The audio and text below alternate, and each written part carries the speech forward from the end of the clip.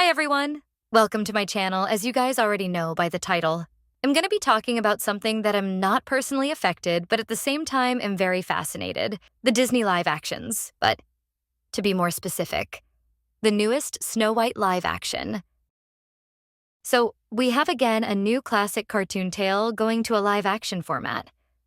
This turn is for the first princess ever made by Walt Disney. Snow White, a princess made in 1937 that made history by being the first ever animated full-length production. But now, in present times, this movie, along with the past ones, are in constant controversy. The drama revolving the live-action movies are actually nothing new. People complain over the same stuff. So, let's see what are the complaints about surrounding this new movie. Please feel free to stay and share your opinions if you want on the comments down below. Please be kind. Remember, we are talking about a movie. So, let's begin. Disney finally shared the first trailer for Snow White with Rachel Zegler and Gal Gadot as the protagonists of this live action. As expected, people were very quick to share opinions in every single platform.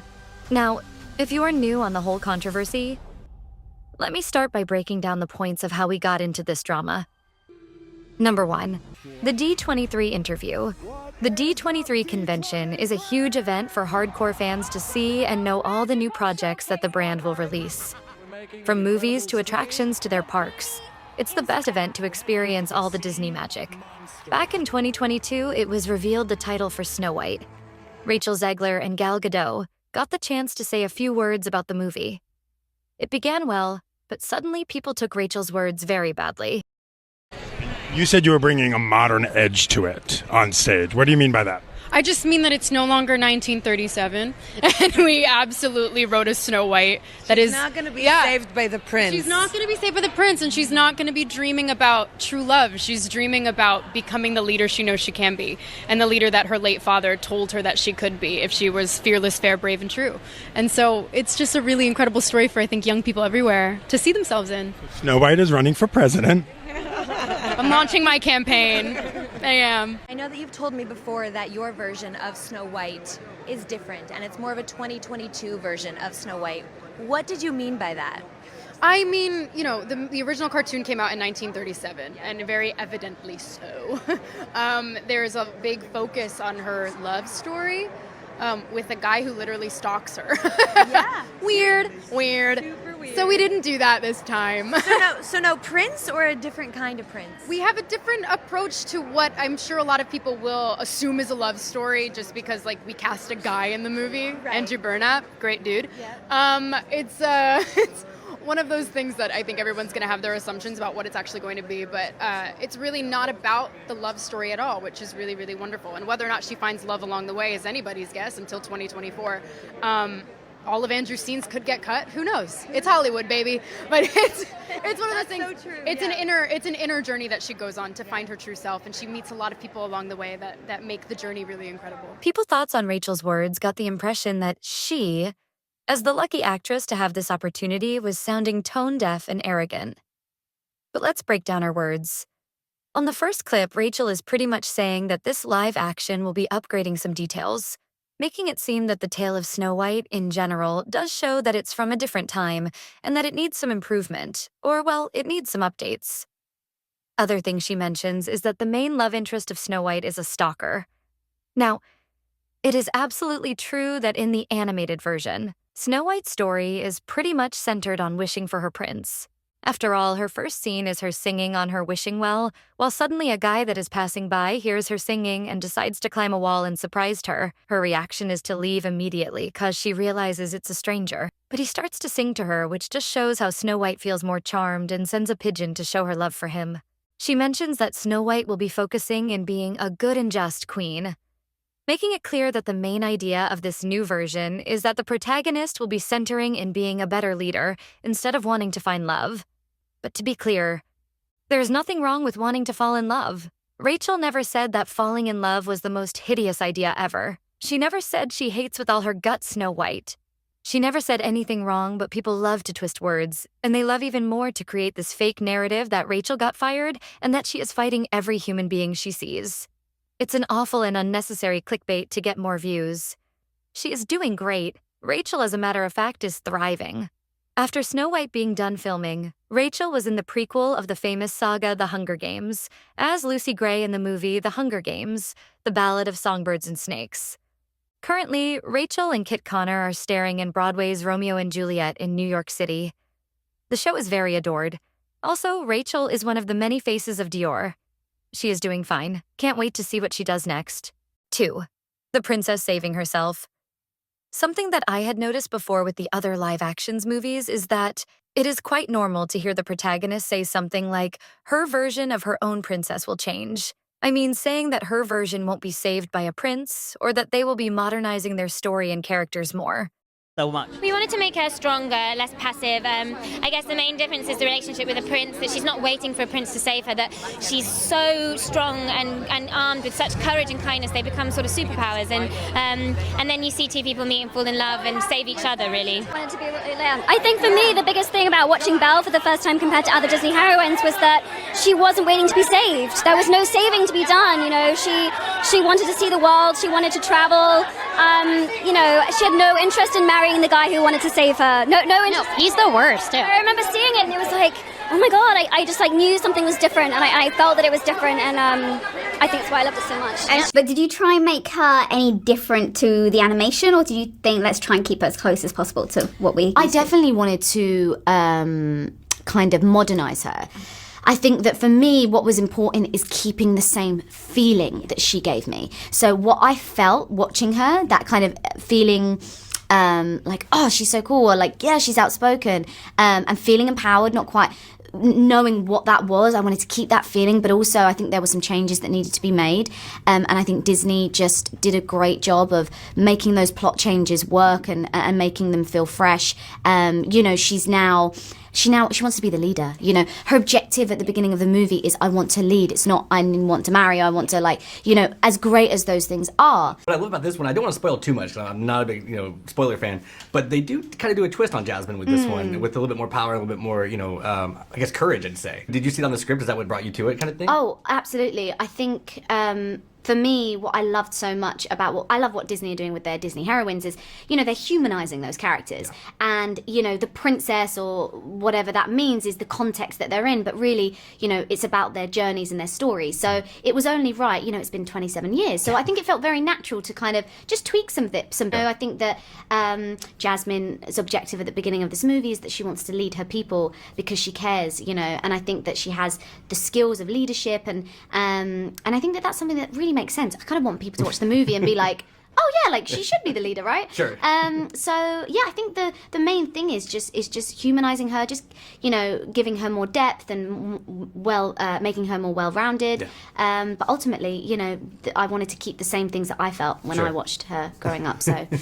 I felt like, oh gosh, you don't want to ruin it, because I feel like the original is so perfect the way it is, and she's the one that I fell in love with. So I tried to still bring all the iconic elements. She stands a certain way, and her posture. So I brought the physicality to it. But then it's nice because we kind of updated her and made her a little more modern. She's stronger and not as just a princess. There's more to her, which was fun to get to do that.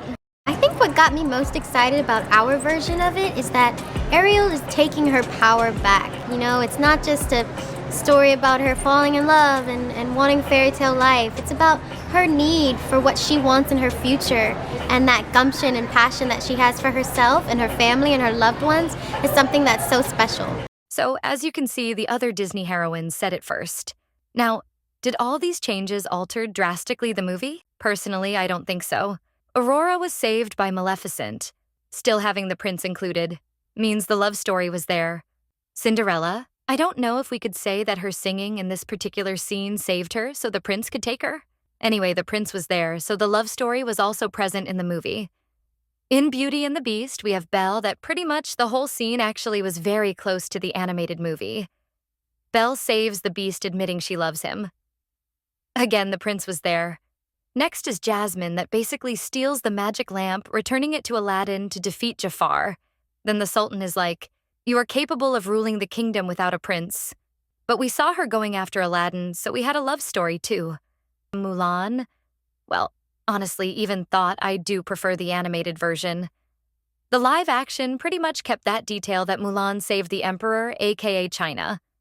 maybe the live action of Mulan can be discussed in another video. The Little Mermaid. We had Ariel literally fighting Vanessa to take her voice back, and pretty much the scene where Eric kills Ursula, the switch of places. Now it's Ariel who kills Ursula while she saves Eric. And now we are going to have Snow White. What can we expect? I don't know, maybe the same that happened in Mirror Mirror? Snow White giving the poisonous apple to the old witch?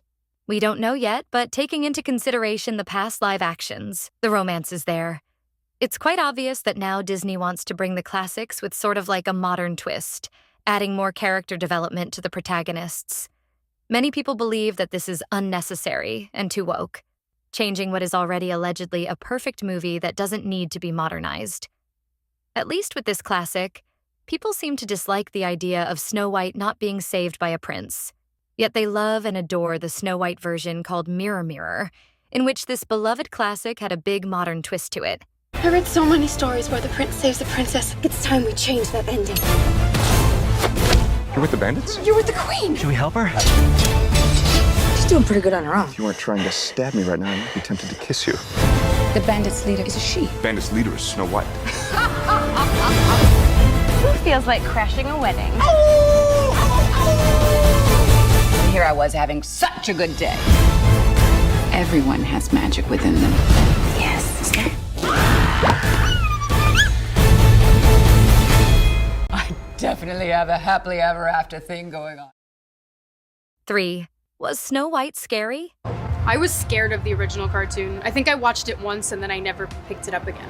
Like, I'm being so serious. I watched it once and then I went on the ride in Disney World, which was called Snow White's Scary Adventures. Doesn't sound like something a little kid would like. Was terrified of it. Never revisited Snow White again. So I watched it for the first time in probably 16, 17 years when I was doing this film. Sometimes I swear people do love to make drama where there isn't. In this clip, what we hear is basically saying how Rachel was afraid of the movie and also how she felt when she had the chance to ride the so-famous attraction called Snow White's Scary Adventures. She mentioned how that was scary for her, which I'm not surprised the ride is called Snow White's Scary Adventure for a reason.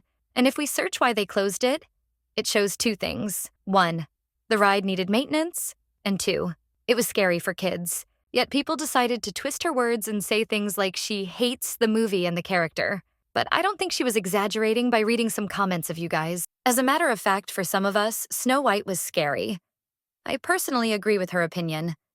There is a specific scene that made me run to another room every time I saw the DVD. The part where the old hag is leaving for the woods? My gracious goodness, it was a lot for me. Now, the fun part of that is that it's my favorite moment. Maybe because I do miss a good villain. 4th, costume designs? I can't judge this yet. The movie hasn't come out and people are already hating the main yellow dress. I guess people on TikTok had been saying and making the comparison between the iconic blue-silver dress from the live-action Cinderella with this dress from Snow White. I'll just say that the fashion designer for Snow White is the same as Cinderella. Also, people are forgetting that the famous Cinderella dress is made for a very specific event. It's a ball gown because Cinderella goes to a ball. So it means the etiquette of the night is different from what Cinderella would normally wear on her day. Same goes for Snow White. We see in the animated version 2 outfits, her cleaning clothes and her normal royal yellow gown. So far, we don't know if in the live action Snow White has another outfit. Also, I saw some people getting angry that apparently Rachel or Snow White doesn't have her iconic red bow. Yes, she does, baby. Look again. She has it. Number 5. Unnecessary clickbait. This is more of a personal opinion, but content creators do love to post unnecessary and fake news about the main actress.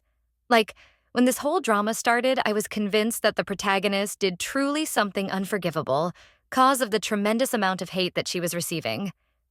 And when I saw all the fuss about, I just thought to myself, people do love to twist everything and believing anything they see. I understand that people have their opinions about certain actor, model, singer, you name it, and also is understandable that if you want to attract viewers to your channel, you need to be dramatic. But I don't know. I had always thought that it's more important to use your platforms in a good and positive way. People nowadays truly believe any clickbait they see, which immediately feeds the narrative that a specific actress is, more than anything, a troublemaker. I don't know. Bullying never made anyone better. Number 6. What is a live action? Let's talk about something that I definitely believe it's a misunderstanding. What is a live action? Basically, it's the format in which a movie will be presented. In this case, a live action is normally a movie that won't be having 2D or 3D animation. And also, it doesn't necessarily mean that a live action is going to be an exact copy of an animated source. Actually, I would dare to say that it can be a risky thing to do an exact copy of an animated movie because you already know what's going to happen. You can't expect something new, and some people do expect to see new things when going to the cinema. However, it's also important to recognize that there's also a huge risk by changing every little thing. Even in adaptations, you do have some key moments that people do expect to see. Actually, Disney has given us the perfect examples of keeping everything the same and changing everything. Mulan is perfect to show the risk of changing everything, while The Lion King reflects the risk of maintaining everything as the cartoon movie. I believe that in wanting to create live actions or any movie adaptation, finding a neutral point, a balance where you do feel the excitement of something new while also appreciating by feeling the animated product. To end this first video, I just want to remain everyone something. Snow White started a whole new era. We were then in big business. Snow White has been out 3 times, I think, and it'll come out many times again. I've got quite a few pictures like that I think are timeless. Hollywood has never been able to figure us out. It's funny, we do pictures, they look at them and they say, well, you know, in a kind of a disparaging way, this is wonderful for the kids. And I say, well, what's wrong with anything that's wonderful for the kids?